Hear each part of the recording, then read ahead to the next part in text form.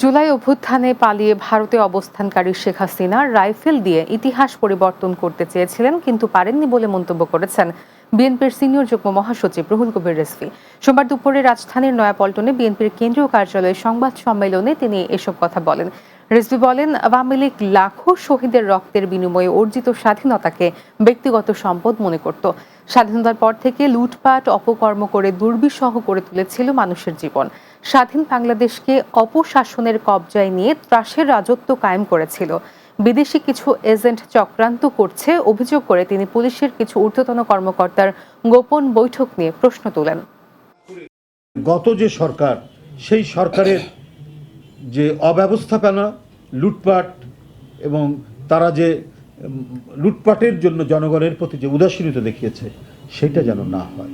Police কমিশনারের বক্তব্যের পর মানুষ আরও আতঙ্কিত হয়ে পড়েছে। চুরি, ডাকাতি, ছিনতাই আরও বেড়ে গেছে।